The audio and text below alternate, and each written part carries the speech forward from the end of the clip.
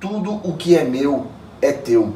Entretanto, era preciso que nos regozijássemos e nos alegrássemos, porque este teu irmão estava morto e reviveu, estava perdido e foi achado. A parábola, ela restaura um reino de consciência. Isso é tremendo. Qual a conexão que está aqui? Agora nós vamos pegar a parábola e vamos, passo a passo, mostrando as relações que elas têm com os profetas, com o que Jesus, da onde Jesus tirou as coisas para proferir essa parábola. E vocês vão ver as duas casas de Israel aqui nesses textos. Vocês vão conseguir entender quem é o filho mais moço, vocês vão conseguir entender quem é o filho mais velho, o ciúme que existia entre eles. Essa parte do ciúme é tremenda também. Poxa, muita novidade Deus deu pra gente. Ontem a gente estudou 5 horas. 5 horas. 5 horas a gente estudou isso. Foi alegria do início ao fim. Foi muito bom. Irmãos, essa parábola do filho perdido, ela começa de uma maneira que a gente nunca tinha parado para pensar. Um filho está saindo de casa e nunca foi explicado para nenhum de nós a razão disso estar acontecendo. Parecia simplesmente que o garoto encheu o saco de estar ali, pegou as coisas dele e foi embora viver a vida. Irmãos, não é isso. Foi Jesus que criou essa palavra. Foi o Filho de Deus que criou essa parábola. E ele usou expressões, a gente até destacou aqui, que está nos profetas. Ele construiu, ele fez uma compilação dos profetas, destacou Jeremias e construiu isso. É claro que vai estar escondido coisas lá nos profetas. E aí então a gente vai começar. A gente dividiu essa parábola, conforme a gente já havia explicado, em 5 partes. 5 partes a gente dividiu essa parábola e vamos começar a explicar ela pela primeira parte, que é o marco dessa primeira parte, é a partida do filho moço. Já fala 5 partes para eles, para ficar frisado, né? A partida do filho moço, a vida absoluta do filho, arrependimento e retorno. Essa palavra retorno aqui é para falar dos filhos de Isaías. Quanto mais revelação você tem, mais incrível fica. É verdade. Os que estão arrependidos retornam. Isso Paulo usa. Eu já fiz vídeo falando dos filhos de Isaías e dos filhos de Oséias. Vou deixar o link para você na descrição. Aí tem a inveja de Judá e o regozijo da família no céu. São 5 pontos que a parábola, que a gente dividiu a parábola. Pode ser menos, você pode fazer até mais. Dividimos assim para ficar melhor para explicar. Ficar mais didático.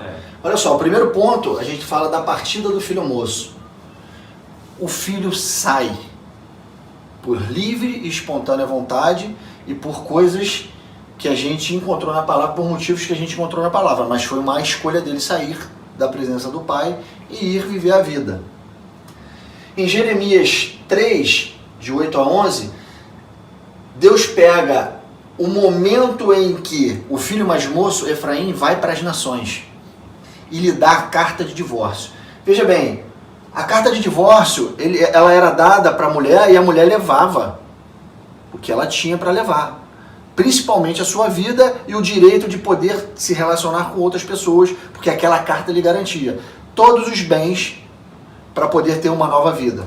Foi o que o pai fez com o filho. Lhe deu uma carta de divórcio, lhe deu uma autorização para sair, que foi os seus bens, para ele viver a vida dele conforme ele escolheu fazer.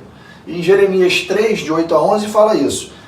Diz assim: quando, por causa de tudo isto, por ter cometido adultério, eu despedi a pérfida Israel e lhe dei carta de divórcio, vi que a falsa Judá... Então Judá, Efraim é o filho moço, Judá é o outro filho, e a palavra diz que a falsa Judá, sua irmã, não temeu, mas ela mesma se foi e se deu à prostituição. Você vê que existem aqui um filho que parte e um filho que fica, mas para Deus os dois estão errados. Só mudou a figura, são 2 filhos, 2 irmãs, 2 casas, 2 reinos, Efraim e Judá.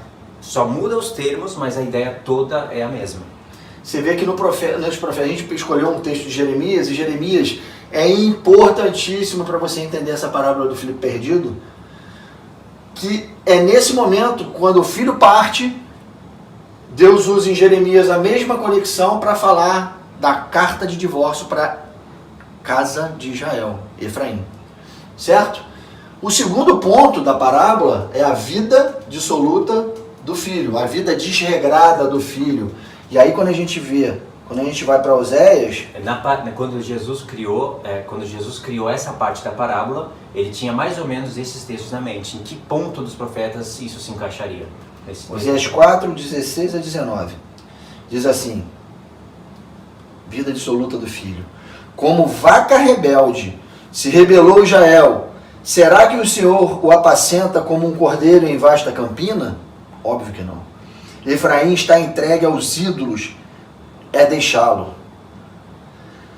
Tendo acabado de beber, eles se entregaram à prostituição. Os seus príncipes amam apaixonadamente a desonra. O vento os envolveu nas suas asas e envergonhar-se-ão por causa dos seus sacrifícios.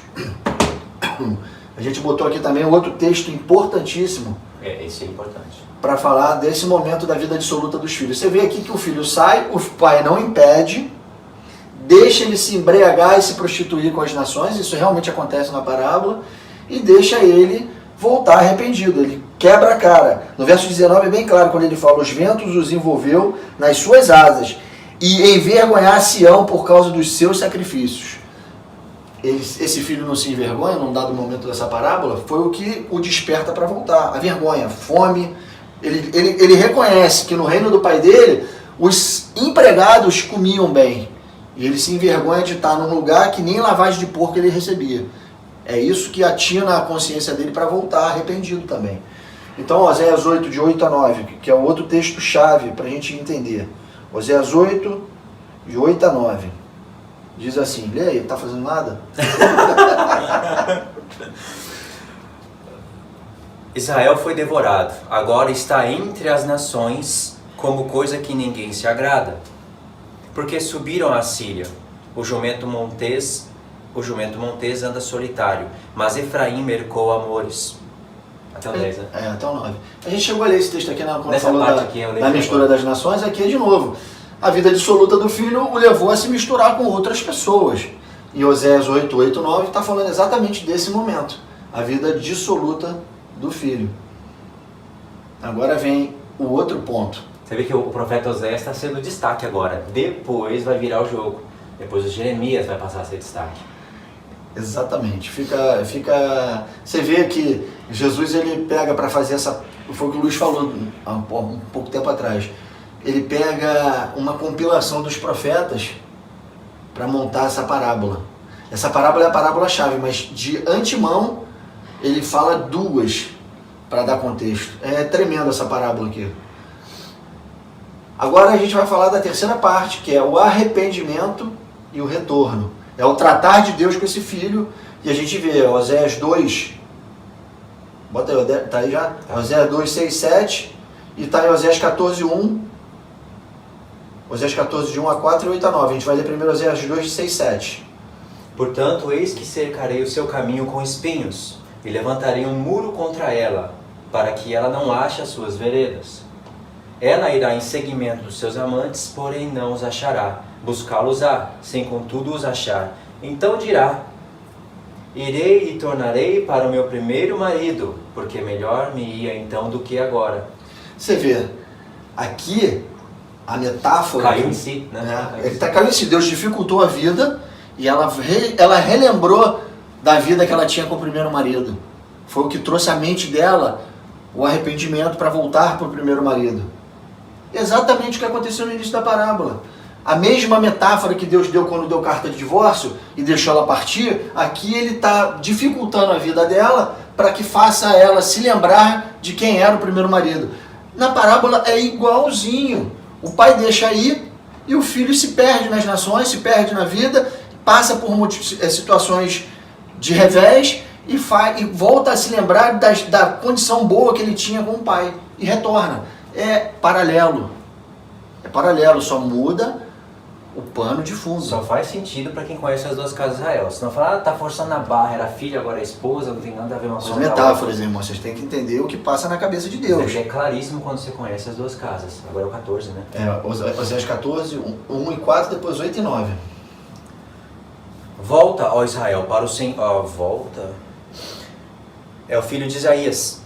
Deus está chamando ao retorno. É o filho de Isaías. Paulo usa isso em Romanos 9. É um dos filhos de Isaías. Volta, ó Israel, para o Senhor teu Deus, porque pelos teus pecados tem caído. Tende convosco palavras de arrependimento e convertei-vos ao Senhor. Dizei-lhe, perdoa toda iniquidade e aceita o que é bom. Olha o que é bom para Deus. É, em vez de novilhos, o sacrifício dos nossos lábios. Até o 4, né? A Síria já não nos salvará, não iremos montados em cavalos e não mais diremos as obras das nossas mãos. Tu és o nosso Deus. Por ti o órfão alcançará misericórdia. Aí, ó, o órfão que ficou sem pai. Alcança a misericórdia. Alcança é a conexão com o início do livro e que aparece em Romanos e que está aplicado a Efraim. Aí verso 4. Verso 4 já leu? Não, vou ler agora. Curarei a infidelidade e de mim mesmo os amarei, porque a minha ira se apartou deles. Aqui, os amarei. No início do livro, Deus fala que não vai amar Efraim. Está escrito. Aqui ele fala, eu voluntariamente os amarei. Paulo não fala isso? Fala. Amada que não era amada. Ele tirou daqui. Verdade. Aí. E agora os versos 8 e 9. De Oséias 14. Aqui está escrito, ó Efraim, que tenho eu com os ídolos? Aqui parece que Deus está falando, né? Mas em outra tradução fala, Efraim dirá, que tenho eu com os ídolos? No hebraico eu não conferi o certo, mas dá a entender que é Efraim que está dizendo. O que tenho eu com os ídolos? Porque Deus disse, eu te ouvirei e cuidarei de ti.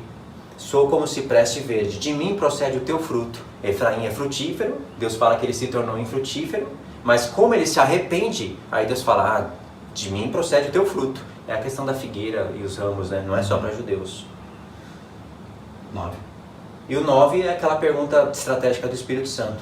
Quem é sábio que entenda essas coisas? Quem é prudente para que as saiba? Porque os caminhos do Senhor são retos e os justos andarão neles, mas os transgressores neles cairão. Você vê, irmão. Quem é sábio para entender essas coisas? O Espírito Santo sabia o que estava perguntando aqui. Iria estar no Novo Testamento, iria estar nas cartas de Paulo, iria estar na palavra de Jesus. Quem é sábio? Você vê que, nesse momento, o pai faz gerar arrependimento no filho e o filho retorna. A gente vai deixar aqui tem um estudo do Luiz falando sobre os filhos de Oséias e os filhos de Isaías, mas a gente vai depois fazer um bônus nesse próprio estudo, falando sobre os filhos de Oséias e os filhos de Isaías nessa parábola também. Não deu para fazer isso aqui, porque a lousa não permitiu, mas a gente já vai deixar esse link para vocês conectarem que existe aqui, nessa parábola, os 3 filhos de Oséias e os 3 filhos de Isaías. Tá certo? Então, do arrependimento e o retorno, o filho volta para casa, é recebido pelo pai, mas acontece uma coisa que era esperada, a inveja do filho que ficou. Quem é o filho que fica? Judá. Judá não fica? Quem vai é Efraim, as 10 tribos. Judá fica. E aí, quando o irmão volta, quando as 10 tribos, a casa de Israel retorna arrependida, o pai faz aquela festa, recebe o filho de braço aberto, o enche de carinho, lhe põe roupas e acessórios e alegorias, e isso gera uma contenda, uma inveja do irmão mais velho. Vai ter a inveja dos 2 filhos. Isso que vai ficar profundo. O texto vai ser Isaías sobre. Então é isso aí. Agora o Luiz, quando a gente estava estudando, ele sacou esse negócio, isso que ele vai explicar agora aqui. Preste atenção que treinando que é isso. Está em Isaías 11, de 6 a 16, não é isso?